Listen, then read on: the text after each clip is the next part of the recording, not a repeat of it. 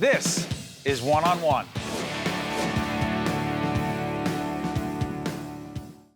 This is Steve Adubato on location at the Healthcare Foundation of New Jersey. It is my honor and pleasure to introduce Dr. Diane Squadron, who is CEO, Jewish Family Service, MetroWest, New Jersey. Yes. Doctor, it was great to have you as part of a forum that we just completed here at the Healthcare Foundation called Breaking the Cycle of Teen Abuse and Bullying. What was your biggest takeaway?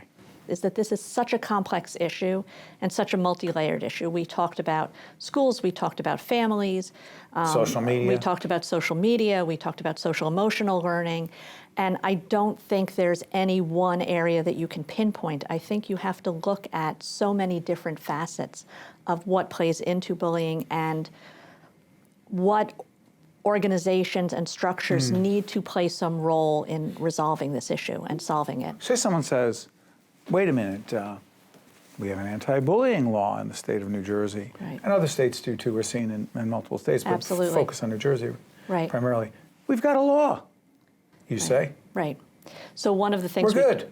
Well, one of the things we talked about is that the schools don't always know how to define that law, and they don't know always what to put in place as consequences. So even though there's a law, there hasn't really been a clear-cut sort of way of responding to this issue. So different schools may handle it differently, and there's no clear-cut answer as to what's the best way to handle it and what schools should do. So there are some schools that are doing amazing jobs implementing social-emotional curriculums that help children learn about their own role and how to step in when they see someone being bullied, but also how to not become a bullier. Sure. But then there are other schools who are still struggling with how to provide that sort of training and how to provide that sort of engagement for the students. That's why, in so many ways, not-for-profits like yours are so committed to this and involved, and no one entity, no one organization is responsible or can fix or deal with it. Jewish Family Services Rachel Coalition, what does that stand So for? our Rachel Coalition is actually our domestic violence division, and we provide services in two different areas. We have a counseling service and a legal service for Rachel Coalition. Our domestic violence counseling services provides counseling to both adults and children, predominantly adults who have been victims of domestic violence, and then their children who are victims as well, even if they haven't been abused themselves. And then our legal services provides predominantly final restraining orders. So if a woman is able to get a temporary restraining order, to get a final one, which means that the abuser can't really not come near her at all, and that it's permanent, is very, very difficult. And often you need an attorney who can go with you and advocate on your behalf. Let me ask you this, Doctor. What do you think the correlation is or is not between domestic violence? There was someone who believed in our conversation about teen bullying and abuse that we should not mix it with a conversation about domestic violence. Right. Do you think there's any correlation between domestic violence and the propensity for a teen to either be bullied or be a bully? So I think there may be a connection between being bullied.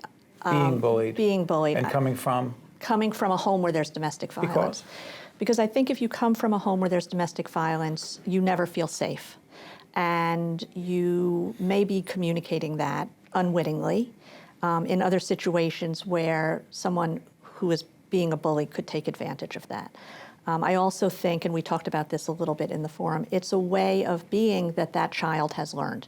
That child has learned that the way to be in the world is that there are bulliers and there are people who are bullied, and what they've witnessed at home is their parent typically being a victim of domestic violence, being a victim of violence in general, and so this may feel more familiar to them, and so it may be easier for them to get into that situation. Do I think that children who have witnessed domestic violence are going to become bullies? Maybe. I don't think that it's always that way. There's so many factors. There are so many factors. You know what struck me about the conversation, and again, we're not going to broadcast that conversation. We promised folks that would be off the record, but every participant is part of an in-depth interview that we're doing. What struck me about the conversation was that you try to make it linear and say, okay, let's talk about social media first, then we're going to talk about teen dating and violence, then we're going to talk about the impact or have the propensity for people in the LGBTQ plus community, Right. that they're more susceptible. But you realize as you were doing this, and the role of schools, the roles of parents, et cetera, that it becomes very hard. It's not a linear conversation. No. Well, you know, I think that what you're saying when you say it becomes like this is it's a domino effect. You can't compartmentalize it. You can't compartmentalize it, because I think the reality is if you're addressing bullying in a school, you're also going to be addressing teen dating violence, because I think that they're not separate. They're separate in how you define them, but in terms of what you want a school to be communicating, what you want parents to be communicating about what's acceptable behavior and what isn't, they fall along the same continuum. And so it becomes important to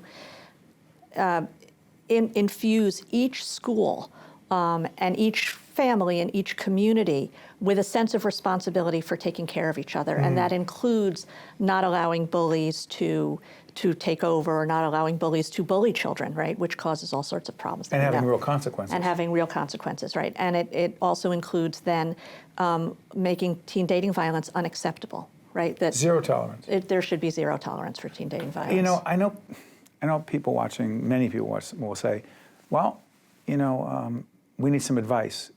And there are not like, here are the 4 things you need to do to make sure your teen is not bullied or abused. But do you have some practical advice that could potentially be helpful? So this was part of the conversation as well, which I think is really interesting. You know, a big part of the conversation was that somehow the schools need to have a big role in this responsibility. And I agree with that to a point, because I also do think that a lot of this starts at home.